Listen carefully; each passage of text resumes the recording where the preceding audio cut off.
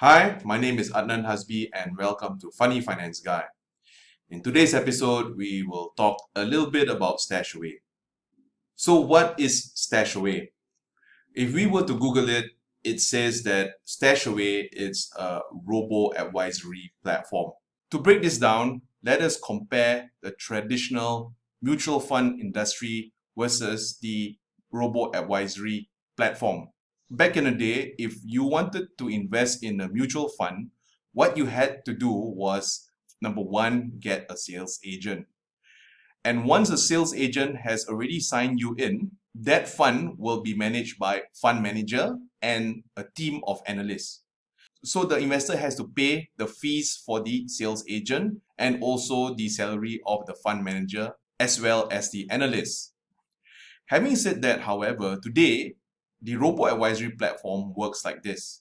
If we have an app, we sign up in that particular app, answer a bunch of questions, and the app tries to match you to the perfect portfolio based on the questions you have answered.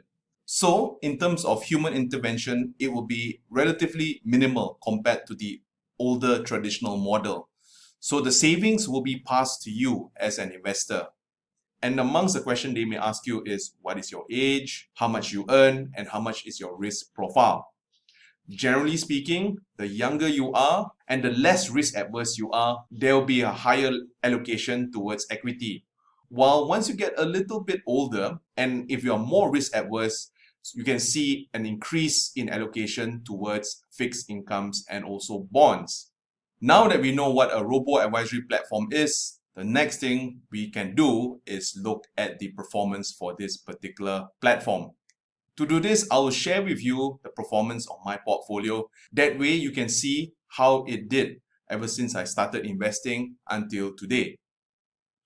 Okay, so over here we can see that I have a balanced portfolio, which means that I have some investments in bonds, I have some investments in equity, and also I have some investment in commodities.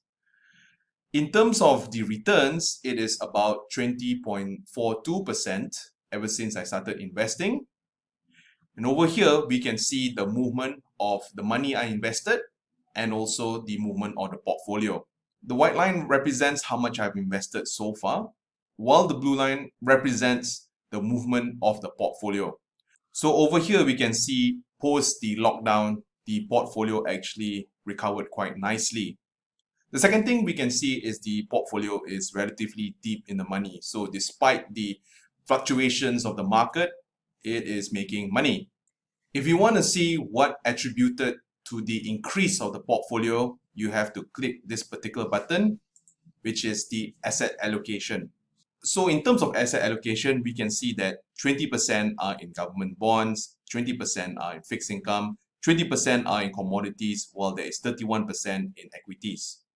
So these are the returns for the different types of assets. And if we want to see what helped push the portfolio, let's move down and we can see that precious metals, as in gold, rose by 43%. And one of the reasons why, with the markets being very volatile, there is a flight to safety, and many investors perceive gold as the safest place when the market is very volatile. The second portfolio I have on this platform is a growth portfolio, and typically speaking, growth portfolios have heavier weightages in equity, where it's perceived to be more volatile. If we look at the returns for the growth portfolio, it's less compared to the balanced portfolio. The growth portfolio gives a return of 16.80% ever since first invested. When we click at the assets, we can see as much as 40% invested in US equities, while 33% is invested in international equities. If we scroll down, we can get a better breakdown of what is invested in the United States, which is small cap, healthcare, and also consumer discretionary. While the international equities, we can also see another breakdown over here. In conclusion, what should one do with the high market volatility? If we were to look at the movement of smart money, as at the end of June, i.e. Berkshire Hathaway and Muhammad Al Erin, both of them decided to stay in the sidelines to wait for a trigger for them to enter in the market. Having said that, no one knows what will happen in the future. So should you decide to stay invested, please note that the markets will be bumpy for the next couple of months. And with that, I'll see you in the next episode.